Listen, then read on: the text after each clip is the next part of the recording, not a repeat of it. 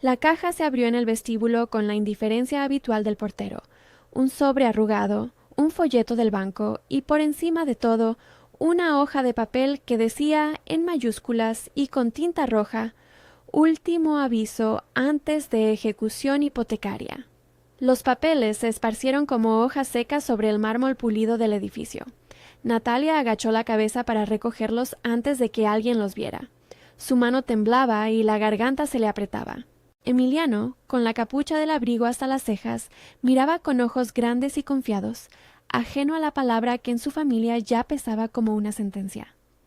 «Lo siento», susurró Natalia intentando sonreír, porque sonreír a veces cosía por fuera lo que por dentro estaba raspado. «Perdón, perdón, se me han caído». El eco de la frase era más grande que la voz. Los vecinos soltaron miradas y murmuraron. Doña Carmela, que vivía en el 302 y tenía toda la vida organizada alrededor de la vida ajena, alzó el mentón con una mezcla de curiosidad y deleite. Fue entonces cuando una mano recogió un papel y, en lugar de entregarlo, lo alzó a la altura de los ojos con la calma de un hombre que no se sorprende con facilidad. «Natalia Ivonne Espinosa», dijo la voz profunda y contenida. «No esperaba encontrarte aquí de esta manera». Ella levantó la mirada y se encontró con unos ojos que no eran los de un desconocido. Eran los de su vecino del penthouse, Andrés Felipe Montero Villanueva. Sus facciones eran igual de pulcras que el edificio, pero había algo en ellos que la hizo sentir vulnerable. No solo la observación de un poderoso, sino la mirada de alguien que, por un momento, parecía comprobar una pequeña grieta en el cristal perfecto de su vida.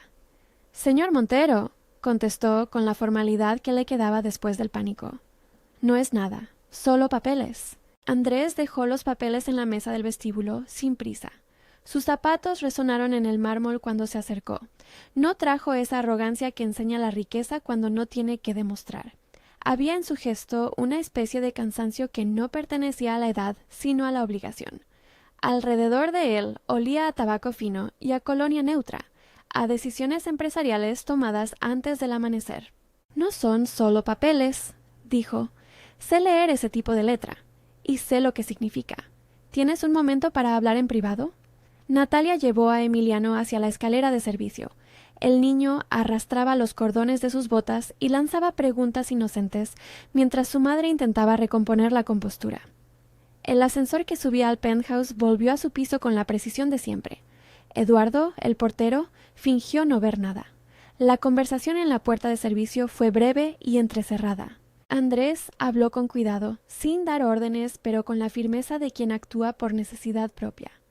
«He visto esas notificaciones en mi oficina», dijo. «No solo eso. Mi abuela está enferma y lleva semanas pidiéndome que encuentre una razón para casarme. Es una tontería, supongo, pero para ella es importante. Y si no tienes dónde caer, yo puedo ayudarte». Las palabras golpearon a Natalia con la misma velocidad con la que el frío atraviesa un abrigo fino. «¿Puedo ayudarte?» Sonaba inofensivo hasta que lo completó su condición. «¿Cómo?», preguntó ella antes de que su orgullo le cerrara la boca. Andrés no titubeó. «Fingiremos ser esposos. Por un tiempo limitado. Firmamos un acuerdo.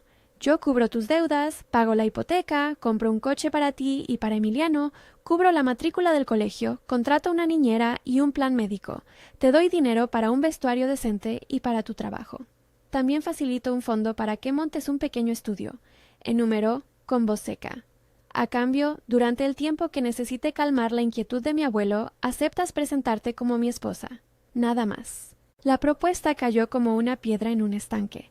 Las ondas que produjo se mezclaron con la respiración contenida de Natalia. Fingir. Casarse de mentiras, como quien toma una máscara para salvar lo que más quería.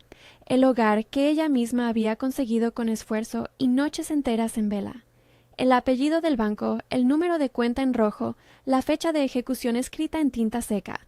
Todo iba a desaparecer si decía que sí. ¿Pero a qué precio? «¿Y por qué yo?», murmuró, con el tono de quien no cree que la suerte se haya fijado en su nombre. «¿Por qué me ofrecería usted eso?». Andrés clavó los ojos en ella y por primera vez se vio la duda. «Porque vivo encima de ti y porque conozco tu nombre», dijo. «Porque no quiero engañar a mi abuelo y porque no sé cómo hacerlo de otra manera. Además, Puedes ser honesta en todo. El acuerdo respetará tu dignidad. Si lo que quieres es dinero sin condiciones, no es mi intención humillarte. Es mi intención salvarte. Y también, quizás, salvarme a mí. La palabra salvar volvió a revolver algo dentro de Natalia. Rafael, su marido, había muerto 2 años atrás. La muerte había dejado, además del silencio, cuentas sin terminar, facturas que crecían como enredaderas y la sensación de haber sido arrastrada por la corriente. La oferta implicaba una solución inmediata. El portazo de los bancos se cerraría y Emiliano podría seguir en el colegio, con los deberes, con sus clases de dibujo, con sus historias de dinosaurios. Pero había una palabra que le pesó más que todas: fingir. Mentir, aunque fuera por compasión hacia un anciano enfermo, tenía el gusto amargo de la pérdida de sí misma. Ella buscó tiempo para pensar.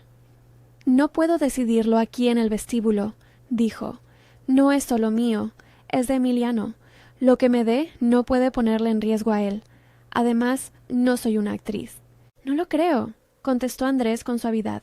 Y por eso te propongo condiciones. Duración del contrato: 6 meses, con opción a prórroga solo por mutuo acuerdo. Condiciones físicas: respeto absoluto a los límites que pongas. No habrá convivencia íntima forzada. Publicidad controlada. A la familia se le presentará una versión sencilla. Tu nombre, tu trabajo y tu dinero seguirán siendo tuyos. Y si en cualquier momento quieres romper el acuerdo, se hará efectiva una cláusula de rescisión que contempla, de mi parte, liquidez para que no vuelvas a quedar desamparada. La frialdad del lenguaje contractual conmovió a Natalia más que las lágrimas. Otra vez, la burocracia amenazaba con envolver la dignidad en términos, pero la propuesta incluía algo que no había imaginado: un respaldo para su trabajo. Un pequeño estudio, dijo él. La idea de volver a dibujar en un lugar propio, con una mesa, luz, música y la posibilidad de vender sus ilustraciones sin tener que malgastar tiempo en buscar clientes, le produjo un escalofrío de esperanza. Esa noche, en la cocina que sabía a sopas hechas con manos fatigosas, Natalia llamó a Fernanda. Su amiga contestó al tercer timbrazo, con la familiaridad de quien conoce la vida ajena hasta en los gestos. —¿Qué ha pasado? —preguntó Fernanda antes de que ella dijera nada. Natalia dejó que Emiliano mordiera una galleta en la habitación contigua mientras exponía la oferta. Habló de Andrés sin adornos, con la precisión de quien explica una operación quirúrgica, opciones, riesgos, posibilidades de contagio social. Fernanda la escuchó, larga y paciente, interrumpiendo solo para recordar que la vida a veces pide decisiones impopulares. Esto es una tabla de salvación, dijo Fernanda con voz baja. Pero también es una trampa emocional. Necesitas cláusulas, necesitas un abogado que esté de tu lado. Y sobre todo, amiga, necesitas ponerte una garantía, que no te quiten el derecho a decidir sobre tu vida. Natalia asintió y por primera vez en semanas dejó que una porción de alivio entrara sin cerrar inmediatamente la puerta. Al día siguiente, el despacho de Andrés presentó la formalidad de su mundo. Su secretaria, un letrado de mirada seca y la sala de juntas con una mesa larga que reflejaba la luz. El abogado que Andrés designó para redactar el preacuerdo tenía nombre y firma. Se llamaba Julio y hablaba en términos que Natalia no siempre comprendía, pero que apuntaban a seguridad. Andrés propuso que el contrato se firmara con testigos, con depósito en cuentas fiduciarias y con cláusulas claras sobre la custodia emocional del niño. Entre las cláusulas que quedaron escritas aquella tarde estuvieron, con palabras precisas que cada uno repitió en voz alta antes de sellar, pago y liquidación inmediata de la deuda hipotecaria y de todos los pagos atrasados relacionados con la vivienda, mediante transferencia a la entidad bancaria correspondiente y presentación de comprobantes de cancelación a favor de Natalia.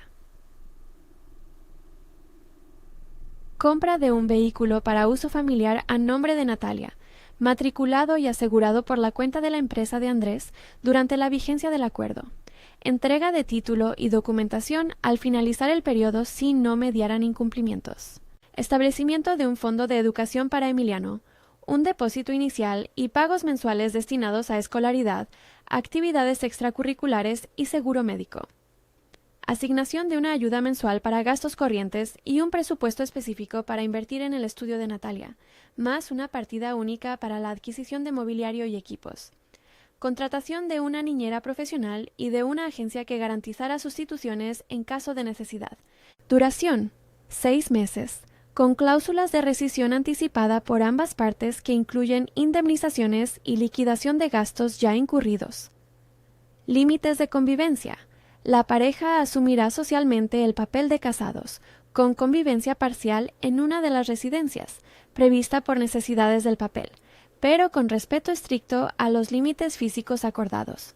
Confidencialidad: la familia Montero no podrá usar los detalles del trato para chantaje ni para exposición pública. Igualmente, Natalia no podrá difundir términos económicos del acuerdo, salvo para su asesor legal. Autonomía profesional: los derechos de autor y los ingresos derivados del trabajo artístico de Natalia quedan íntegramente a su nombre. Andrés se compromete a apoyar la comercialización con contactos y presupuesto, pero sin apropiarse de los derechos.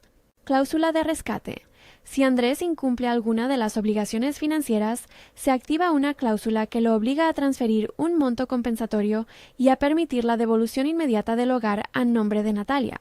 Natalia leyó cada párrafo como si fueran huellas de sus pies en la arena antes de la marea. Firmó, no sin antes exigir una pensión que cubriera a su hijo si algo ocurriera de forma abrupta. Exigió también que las visitas de la familia Montero se hicieran siempre con la presencia de testigos y que Emiliano no fuera nunca un instrumento de demostración afectiva. Andrés aceptó cada condición. En su gesto de sellar el trato hubo un alivio que le enrojeció los ojos por primera vez. «No quiero algo que me cambie la vida», dijo Natalia cuando se firmó la última página. «Quiero algo que me la devuelva». Esa misma tarde, la primera acción de Andrés para salvarla se materializó en el banco. Una llamada suya, una reunión con el director, una transferencia comprobante que en minutos cambió el estado de la cuenta. Natalia recibió el documento que decía hipoteca saldada, con la misma incredulidad con que se recibe un milagro pequeño y frío. El coche llegó al día siguiente, un vehículo casi nuevo, con asiento infantil instalado y una nota escrita a mano por Andrés en la guantera.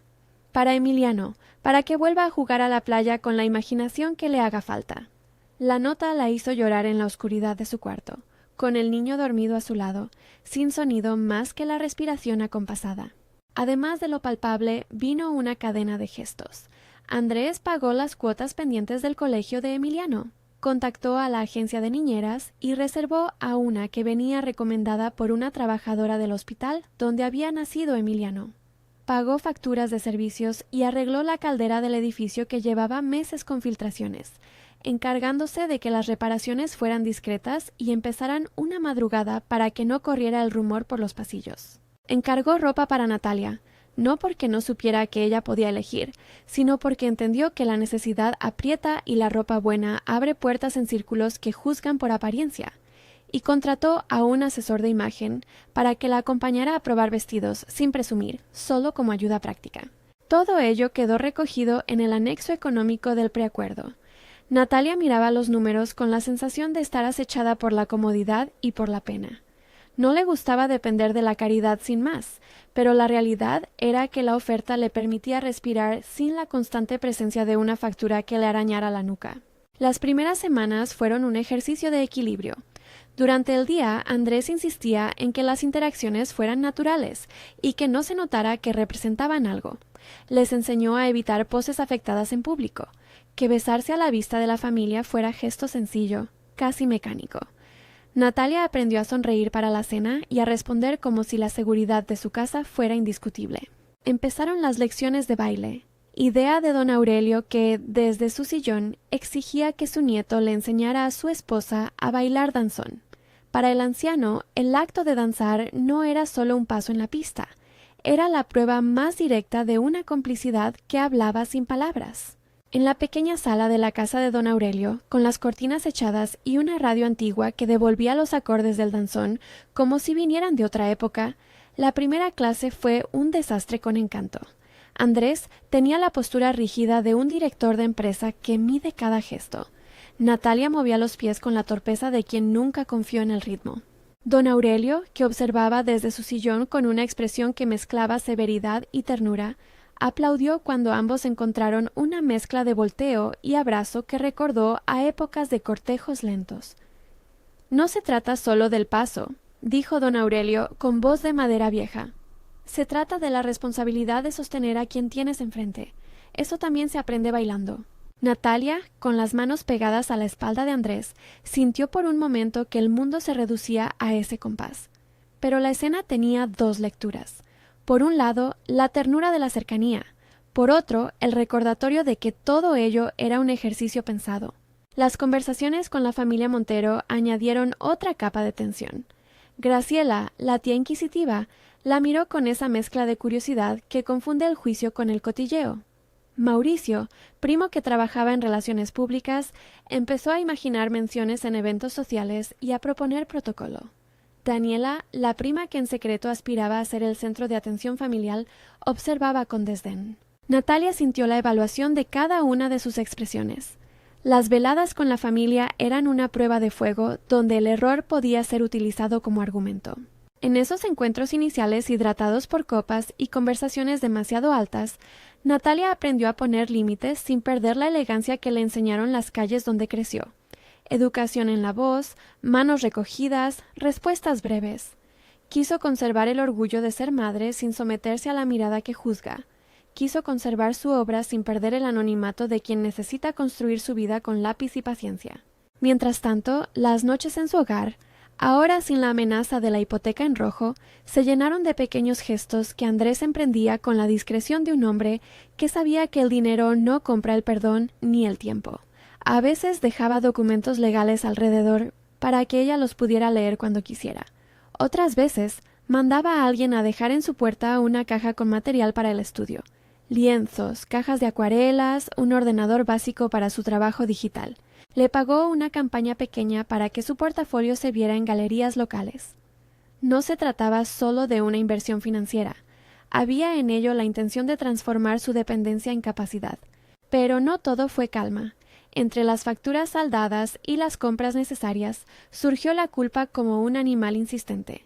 Natalia se sorprendía a sí misma imaginando a Rafael en cada factura pagada. Le hablaba en silencio por las noches y le pedía permiso para aceptar lo que venía de aquellos que tenían más. En un flashback, la memoria devolvió el olor de la cocina donde Rafael le enseñó a dibujar. Devolvió la noche del accidente, la ambulancia, la espera en la sala fría y la licencia de duelo que no cerraba nunca. Recordó las promesas que se hizo cuando creía que lo podía todo. Proteger a Emiliano, seguir trabajando en su arte, no depender jamás de la limosna ni de la caridad que humilla. En un café frente al mercado, con un dibujo en la mesa y un café frío, Natalia le contó a Fernanda cómo se sentía.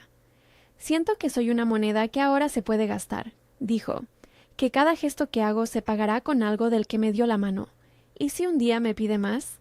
Fernanda, que la conocía desde la universidad y había visto sus manos llenas de tinta desde antes de la muerte de Rafael, la miró con esa complicidad de quien no necesita pronunciar la palabra miedo. «Entonces tendrás que recordar que también tienes el derecho de decir no», respondió. «Nadie puede comprar tu voluntad. Que te ayuden no significa que te vendiste. A veces, amiga, la ayuda es una mesa donde se come, y comer es vivir». Las palabras de la amiga no quitaron la incertidumbre, pero la anclaron a la idea de que la dignidad no siempre se mide en euros, sino en la capacidad de elegir. La sociedad en la ciudad no tardó en empezar a susurrar. Doña Carmela comentó en la escalera, con una mueca de combinación entre burla y compasión, que la vida de Natalia había cambiado de la noche a la mañana. Algunos vecinos comenzaron a mirar con otros ojos su entrada al edificio, como si la certeza de que alguien con apellidos pudo salvarla la hubiera relocalizado en una franja social distinta. Emiliano, que no entendía del todo, se alegraba de poder invitar a 2 amigos a su casa con la promesa de una merienda que su madre aceptó preparar sin alardes. Los días se llenaron de prácticas. ¿Cómo dar la mano en una recepción? ¿Cómo responder ante una pregunta sobre el empleo de su supuesto esposo? ¿Cómo sostener una conversación trivial sin mostrar nervios? Andrés fue paciente en esos ensayos, y en su paciencia había una mezcla de interés genuino y cálculo. Lo que ocurrió, sin embargo, fue que la repetición de pasos comenzó a crear una intimidad inesperada. No era exactamente amor, pero era el principio de algo que camina en esa dirección. La costumbre compartida, el deshacerse de las defensas en pequeños gestos, una taza que alguien deja, una sábana que se comparte por la noche cuando la casa de don Aurelio olía a frío. En una de esas noches, cuando la ciudad parecía contener el aliento, don Aurelio llamó a Natalia para que fuera a su casa. La visita no era por Andrés. El anciano quería agradecerle por aprender a bailar con su nieto. La casa de don Aurelio, con sus cuadros de familia y su radio que parecía un relicario, olía a boina y a cacao. El anciano la recibió con una sonrisa pastosa. —¿No eres actriz? —dijo sin más. Sus ojos, que habían visto demasiadas farsas, buscaron la honestidad en el rostro de Natalia. —Lo noto. No lo necesitas. Solo sé honesta con él. No por mí, ni por la familia, sino por ti. Natalia se quedó frente a la mesa donde la radio esperaba ser escuchada, sintiendo que la vida le pedía algo que aún no sabía dar. La oferta de Andrés ya no era solo un acuerdo firmado con cifras y cláusulas. Empezaba a ser un cruce de manos, una de ellas para sostener la factura, la otra para bailar cuando llegue el momento. Y entre esos dos actos, una pregunta que no la dejaba dormir. ¿Qué harías por tu hijo cuando perderlo es la alternativa? La primera parte del plan estaba casi completa. La hipoteca estaba saldada, el coche había llegado, el colegio de Emiliano tenía sus cuotas cubiertas y la niñera estaba contratada. Incluso el estudio de Natalia tenía, sobre el papel, un presupuesto inicial y un local reservado para la próxima semana. Habían firmado, habían acordado, y la ciudad se preparaba a verlos pasar juntos por primera vez en una cena de la familia Montero, una prueba pública donde las miradas serían cuchillos finos. Esa tarde, mientras Natalia probaba un vestido que no habría comprado por sí misma, un azul que le sentaba como una promesa, lo que se movía en ella no era solo la emoción de la ropa, era la conciencia de que el siguiente paso la llevaba a un salón donde las palabras fingir y verdad bajarían del pedestal y empezarían a mezclarse frente al resto de la gente. Afuera, las luces de Morelia se encendían como cuentas de un collar. Dentro, Andrés la miró con una mezcla de respeto y preocupación. «Si en algún momento», dijo él, bajando la voz para que nadie escuchara, «no puedes seguir, lo paramos, te lo prometo». Ella respiró. Fuera, Emiliano jugaba con un pijama de aguacates que alguien había dejado en la caja de ropa infantil que acompañó al coche. El absurdo de la prenda provocó una carcajada en la habitación, y por un instante la risa venció a la incomodidad. «Está bien», contestó Natalia, sin saber si hablaba del vestido, del acuerdo o de la vida. «Lo intentaremos». Al caer la noche, con el vestidor aún cubierto de perchas, Natalia miró por la ventana el contorno de la ciudad y sostuvo en la mano el papel con la cláusula que aseguraba el fondo de educación para Emiliano. Los números eran fríos, exactos, y sin embargo prometían una continuidad que le permitiría soñar de nuevo. En la esquina del documento, la firma de Andrés estaba firme y decidida. Ella cerró los ojos, como si pidiera permiso. La cena con la familia Montero iba a ser en 2 días. Sería la primera prueba social del arreglo, la primera ocasión en que las sonrisas debían montarse sin traicionar la frágil arquitectura de aquel pacto. Natalia guardó el vestido en su funda, dejó a Emiliano con la niñera que ya tarareaba canciones infantiles, y al apagar la luz pensó en Rafael. «Te juro», murmuró a la oscuridad, «que esto es por él y por Emiliano, no será por comodidad». La tensión quedó suspendida, densa, como la nota final de un danzón.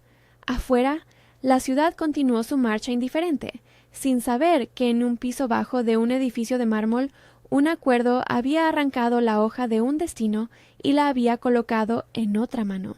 Dentro, la historia comenzaba a moverse con una lentitud nueva, como cuando comienzas a bailar sin dominar el ritmo pero con la certeza de quién necesita apoyo. El próximo paso sería la cena. El siguiente, la mirada del abuelo. Después, el baile.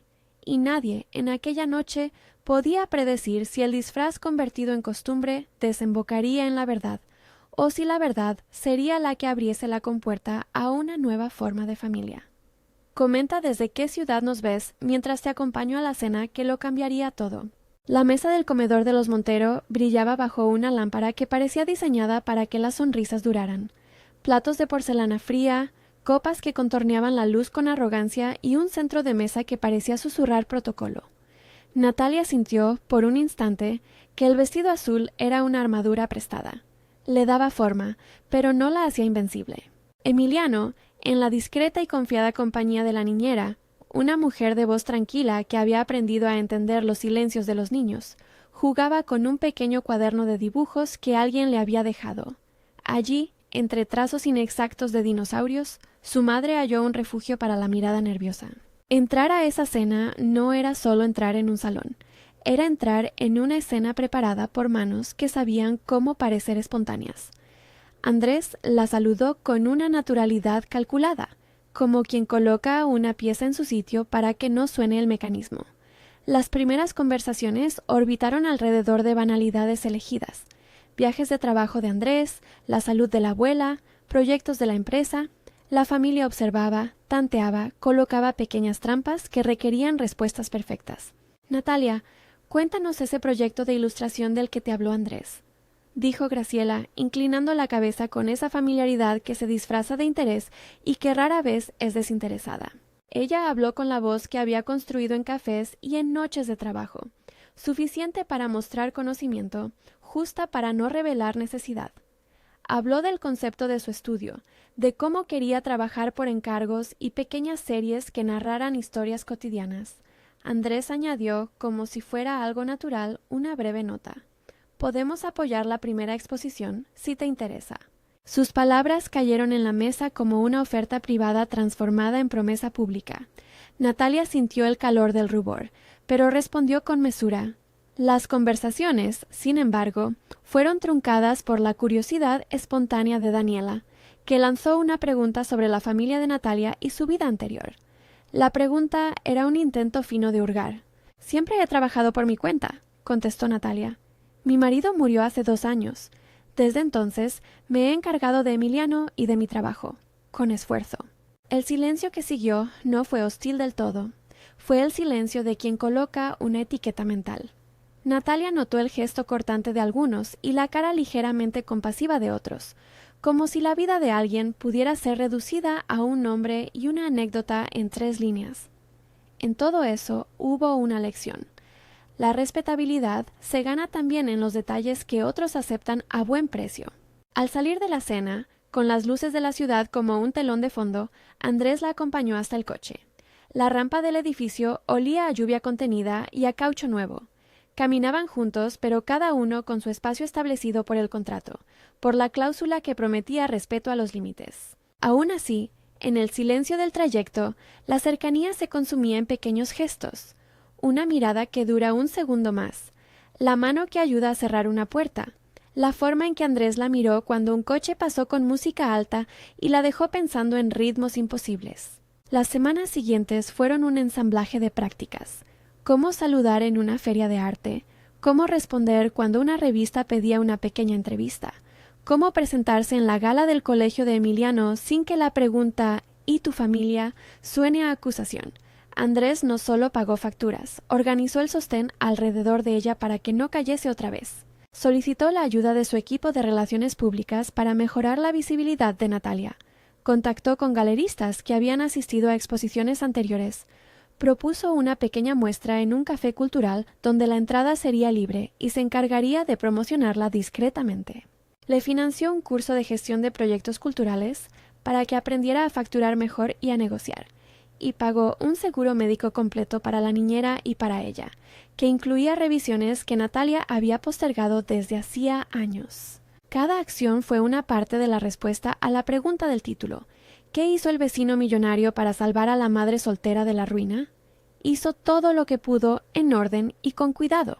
Pagó la hipoteca, sí, pero además gestionó la liquidación de las deudas administrativas, cubrió impuestos atrasados, contrató un gestor para limpiar el expediente y con asesoría fiscal reordenó la situación para que Natalia no quedara atrapada en obligaciones imprevistas a futuro. Puso los fondos en cuentas fiduciarias, con condiciones claras para la gestión del dinero. Inscribió a Emiliano en actividades extracurriculares que costaban. Pagó a la Universidad de Arquitectura donde trabajaba un conocido para que revisaran la posible reforma del piso. Arregló la caldera y el sistema eléctrico del edificio cuando detectó negligencias que afectaban a todos los vecinos. Compró un coche nuevo con asiento infantil y lo tituló temporalmente a nombre de una cuenta de servicio que, al finalizar el acuerdo, podía transferirse según las cláusulas. Pagó honorarios a abogados y a consultores para proteger la autonomía de Natalia. Compró material artístico y equipo técnico para su estudio, tabletas, software, cámaras para portafolio digital.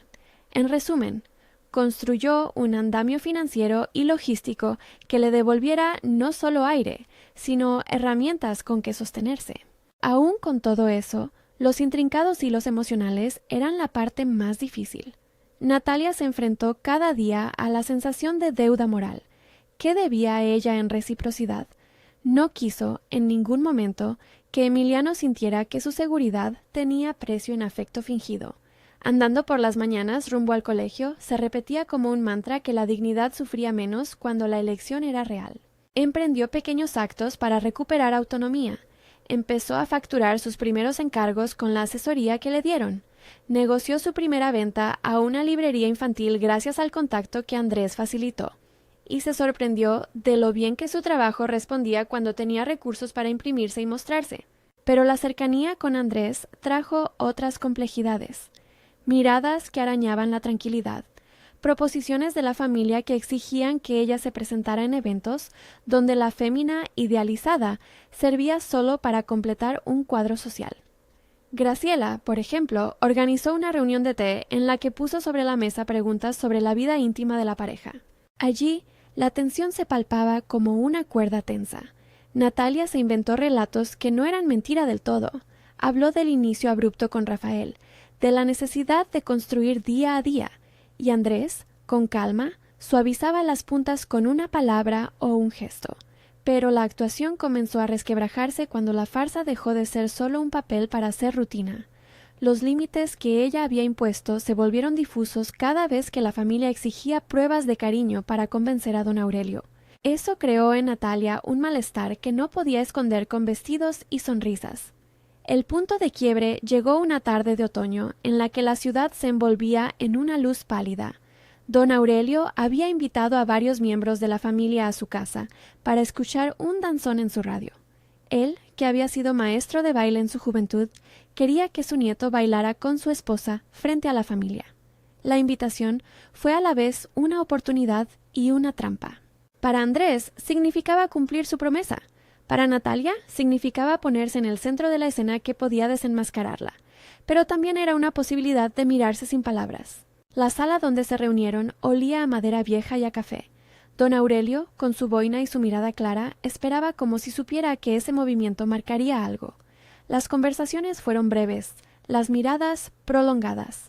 Cuando la música sonó, un danzón que parecía traer con él historias de otros cuerpos y otros silencios. Natalia sintió que su pulso se ajustaba al compás. Al inicio, su paso fue inseguro. Sus pies no recordaban lo que su corazón empezaba a aprender. Andrés, sin embargo, la sostuvo como si sostener fuera un verbo que exprimió de su vida cotidiana. El abrazo no fue invasivo, fue un contorno que respetó medidas. Fue durante ese baile cuando algo cambió. No fue un gran gesto ni una declaración hecha de palabras. Fue una sucesión de detalles. La manera en que Andrés suavizó su mano en la cintura de Natalia, el modo en que ella se apoyó levemente en su hombro para no perder el paso, la forma en que don Aurelio aplaudió al final con una satisfacción que parecía atemporal. En un giro lento, como el cierre de una flor a la hora del crepúsculo, Natalia sintió que dentro de la máscara había una fisura que dejaba pasar algo cálido. No sabía cómo llamarlo, temor, alivio, cariño emergente. Cuando terminaron, hubo una pausa que no pedía palabras. «Has aprendido bien», dijo don Aurelio, y su voz traía más que aprobación. Traía una observación que sonaba a testamento. No por la técnica, sino por la intención. Esa noche, después de acostar a Emiliano y de dejar la radio antigua con el danzón apagado, Natalia se sentó en la cocina con su taza de té sin beber. Recordó la cara de Rafael en los retratos que todavía colgaban en su casa. Un hombre que le había enseñado que algunos gestos habían de hacerse con la voluntad intacta. Se preguntó si engañaba a ese recuerdo, si el amor por su hijo le daba derecho a aceptar lo que el destino le ofrecía. El conflicto no desaparecía con la acción, aunque el colchón económico la hiciera dormir mejor. Había una culpa que no se remuneraba con nada. Los días siguieron su curso. Entraron en una dinámica que mezclaba trabajo, ensayos sociales y tareas cotidianas. Natalia presentó su primer proyecto pequeño en el Café Cultural. La inauguración, organizada por el equipo de Andrés, tuvo buena asistencia. Sus obras colgaban con discreción. El éxito fue moderado pero real. Varias ventas, 2 encargos nuevos y, más importante, un pequeño reconocimiento profesional que no provenía de la familia Montero, sino de personas que valoraban su trabajo. Eso le dio una fuerza nueva, una sensación de que la ayuda inicial no era una condena a depender eternamente, sino una palanca que la lanzaba. Sin embargo, la rutina también dejó espacio para grietas más profundas. En una de esas semanas, Andrés recibió un encargo de la empresa que lo llevó fuera de la ciudad por casi 10 días. Su ausencia coincidió con una serie de facturas imprevistas y con una inspección técnica del piso que amenazaba con revelar problemas estructurales del edificio. Natalia se sintió de nuevo en el borde. Los recursos estaban ahí, sí, pero la sensación de seguridad dependía de la presencia del hombre que los gestionaba. Sus mensajes al principio fueron breves, luego diluidos, las llamadas más escasas. Sin explicaciones suficientes, la distancia física se transformó en una distancia emocional que la empujó a una espiral de antiguas inseguridades. La carta de la empresa donde se confirmaba un viaje para Andrés llegó por correo electrónico y más tarde un mensaje sintético. Viaje urgente. Hablamos en cuanto regrese. Natalia intentó no sobreinterpretar, pero la vieja sombra del abandono que la muerte de Rafael había plantado en su memoria se alargó. Los días sin Andrés fueron días en los que la sensación de haber vuelto a empezar a caminar en arena movediza fue real. Los chivatazos de doña Carmela en el rellano se mezclaron con el miedo. ¿Y si se retractaba? ¿Y si la familia Montero decía que aquello era un montaje y los dejaba sin sostén? Fue en esa noche, cuando las luces de la ciudad se apagaban y el frío entraba por la rendija de la ventana, que Natalia enfrentó por primera vez la posibilidad de terminar el acuerdo. Llamó a Fernanda con voz entrecortada. «No puedo hacer esto si él no está», dijo. «No por la protección económica, por la responsabilidad. Si no responde, siento que estamos de nuevo a la deriva». Fernanda la escuchó y respondió con la firmeza de quien ve a su amiga con claridad. «Pide lo que firmaste. Hay cláusulas. Julio puede ejecutar la cláusula de rescate si no cumple. No te quedes en la duda, Nati. Y si te hace falta, yo me voy a quedar contigo una noche. No te voy a dejar sola con el miedo». Ese mismo día, Natalia pidió a Julio, el abogado, que activara la comunicación formal.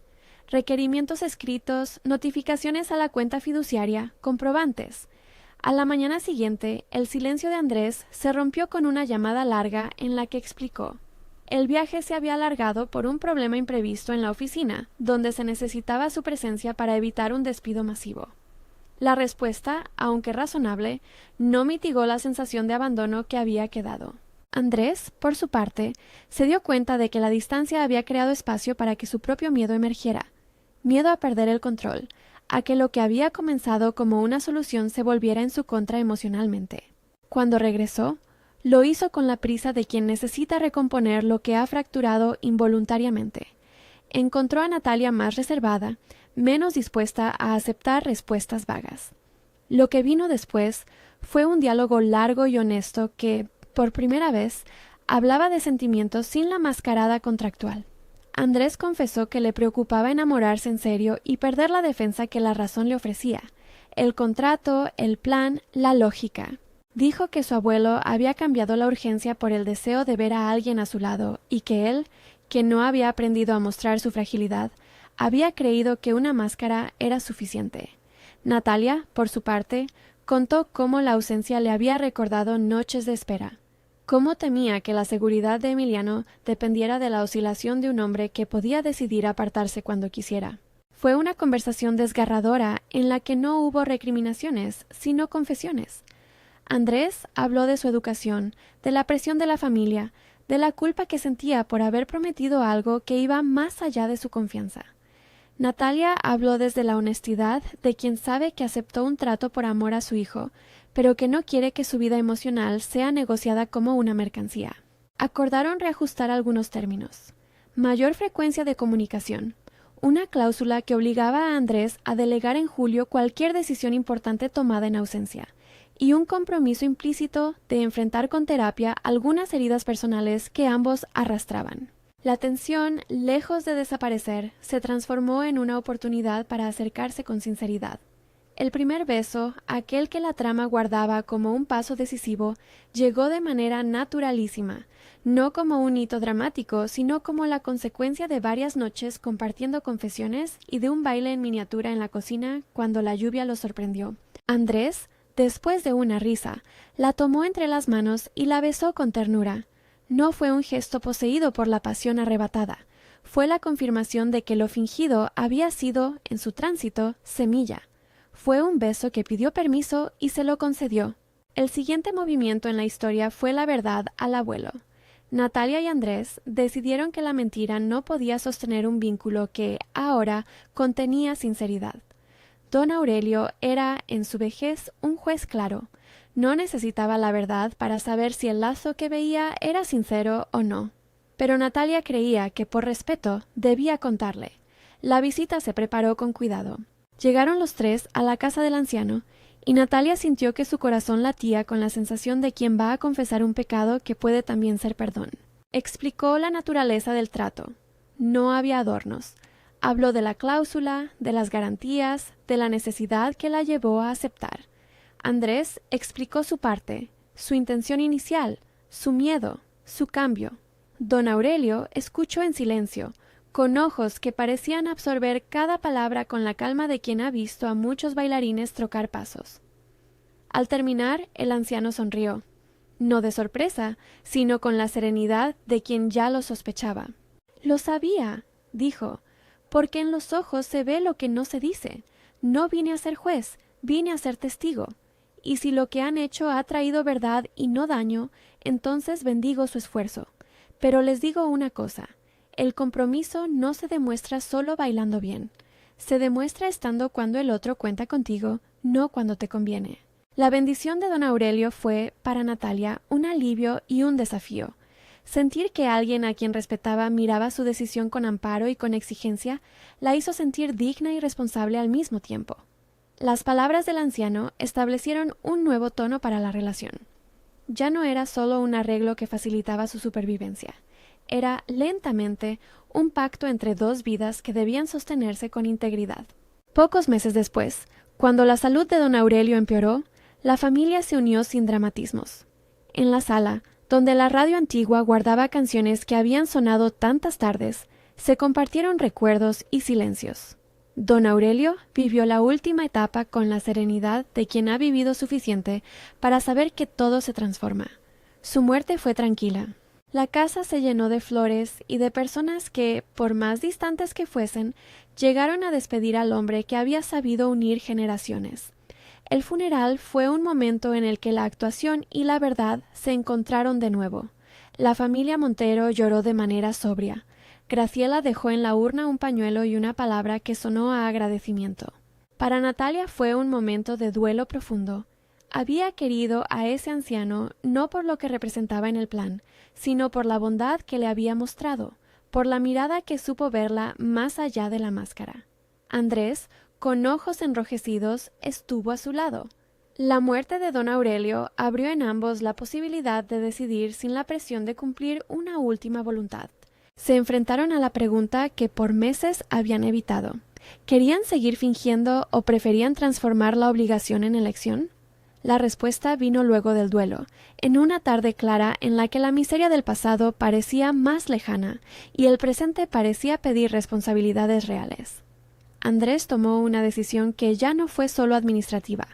Pidió hablar con Natalia en el jardín del edificio donde habían ensayado los primeros pasos. Allí, entre el olor de la tierra húmeda, le pidió algo que no estaba en el contrato. «No quiero fingir más», dijo él. «No quiero que esto quede en la página de un pacto legal. No quiero que lo nuestro sea una historia que se pueda cerrar con un sello. Quiero que sea una historia que podamos seguir escribiendo por voluntad». Natalia, con la mirada que se había endurecido con la experiencia, quiso pruebas. Quiso compromisos pequeños y grandes, presencia en los días difíciles, voluntad de integrar a Emiliano como hijo querido y no como un accesorio. respeto por su trabajo y por su autonomía. Andrés aceptó cada condición y añadió la suya, la disposición a enfrentar sus miedos y a pedir ayuda cuando no supiera estar presente. No hubo grandezas literarias. Hubo convenios de vida y mano firme. La boda real, esta sí, llegó no como la culminación de un espectáculo, sino como una decisión vital. Andrés se arrodilló con un anillo que había pertenecido a doña Esperanza, una esmeralda heredada, y le pidió a Natalia que no fuera un papel sino su compañera. Fue un gesto que, para ella, fue la materialización de un cambio. El anonimato de su vida había sido transformado en promesa. Aceptó, no por la pompa, sino por la convicción de que había llegado el momento de elegir sin contratos de por medio. La celebración fue íntima. No hubo invitados ostentosos ni discursos vacíos. Emiliano estuvo en el centro, con lápices y un papel, dibujando la escena que para él era simplemente la de su familia. La gente que asistió fue la que había sido testigo del proceso. Fernanda, Lupe, algunos vecinos que habían visto los pasos desde el principio y unos pocos de la familia Montero que habían requerido menos prueba de su sinceridad para acompañarlos. Don Aurelio no estuvo presente, salvo en la presencia de su recuerdo y en la radio antigua que tocó, suavemente, un fragmento del danzón que había sido testigo de los primeros pasos. Fue una ceremonia que cuidó la sensibilidad de todos y que cerró la etapa del pacto para abrir la etapa del compromiso. Los años siguientes no fueron un camino sin piedras, fueron una senda de trabajo y de ajustes. Natalia prosperó profesionalmente. El estudio que Andrés le había facilitado se convirtió en un espacio vibrante. Aprendió a gestionar encargos, a negociar, a hacer de su oficio algo sostenible. Sus ilustraciones llegaron a ferias y su primera colaboración con una editorial local se transformó en una serie de libros infantiles. El apoyo económico inicial fue clave, sí, pero la continuidad fue fruto de su trabajo, de sus noches de entrega, de su voluntad de no depender eternamente. Andrés se ocupó de mantener las facilidades que había prometido. La educación de Emiliano nunca quedó a merced de la economía. La niñera fue eventualmente contratada por ella con condiciones propias, y la administración del fondo fiduciario les permitió planificar viajes y pequeños proyectos familiares. La relación también se transformó. Las viejas inseguridades se trabajaron en terapia conjunta cuando las emociones se volvieron complicadas. Andrés aprendió a mostrar fragilidad sin sentir que eso lo reducía. Natalia aprendió a recibir sin sentir que su dignidad se enajenaba.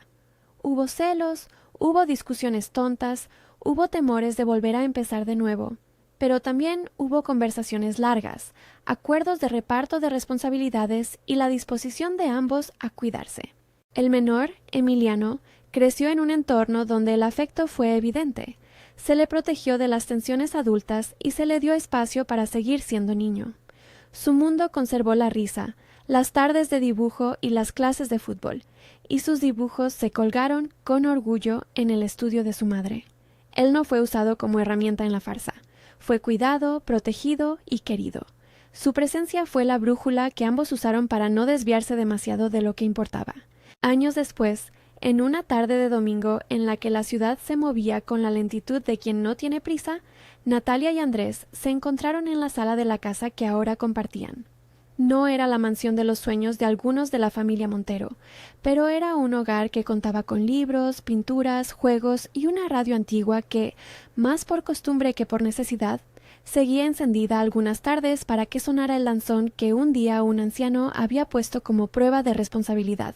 Sentados en la penumbra de la tarde, sin música encendida, se dieron cuenta de que sabían bailar sin la melodía. Ahora lo hacían porque lo entendían, porque el paso ya no era una prueba sino una forma de concordar. Ulteriores proyectos los esperaban, exposiciones, viajes, la posibilidad de una escuela de ilustración para madres que querían trabajar desde casa, pero la sensación fue de cierre y comienzo. La pregunta del título, repetida tantas veces en el inicio de la historia, encontró su respuesta en acciones concretas y en una transformación íntima. El vecino millonario la salvó mediante decisiones precisas. Liquidó la hipoteca, pagó deudas, compró coche, asumió cuotas escolares, contrató niñera, pagó reformas y asesoramiento profesional, financió el estudio, garantizó cuentas fiduciarias y asistió con contactos de promoción, y mediante una propuesta que exigía un precio emocional. Pero la salvación no fue completa hasta que ambos no la convirtieron en algo más que dependencia. Lo que él hizo fue ofrecer una plataforma sobre la que ella pudo reconstruir su vida, dándole herramientas y seguridad. Lo que ella hizo fue aceptar ayuda sin renunciar a su autonomía y transformar el favor en trabajo, dignidad y un proyecto propio. Juntos añadieron a la solución económica la dignidad de la decisión. La ciudad, con sus luces y sombras, siguió su curso. Los chismes de doña Carmela se hicieron menos frecuentes. Ya no alimentaban la misma fascinación. Graciela, después de algunas resistencias iniciales, terminó por respetar la decisión de la joven pareja. La familia Montero, que al principio había jugado a ser juez, fue aprendiendo que la cercanía no se fabrica con pompa, sino con presencia. Y la radio de don Aurelio, con una esmeralda en su recuerdo, siguió tocando danzones cuando la tarde lo pedía. En el epílogo de esta historia, la imagen que más perdura es sencilla. Una tarde sin música, Natalia y Andrés en el salón, Emiliano dibujando en la mesa y una radio antigua encendida en la esquina, apenas emitiendo una estática que ya hubiera sido suficiente. Por costumbre, se levantaron y empezaron a moverse. Sus pasos no necesitaron melodía, porque habían aprendido a escucharse. Bailaron despacio, sin ceremonia, con la certeza de que el amor verdadero no siempre pide un escenario, sino la perseverancia de los días. Si te conmovió esta historia, valora el vídeo y suscríbete para más relatos que exploran cómo las decisiones pueden cambiar destinos cuando la dignidad se protege y el amor se gana con responsabilidad.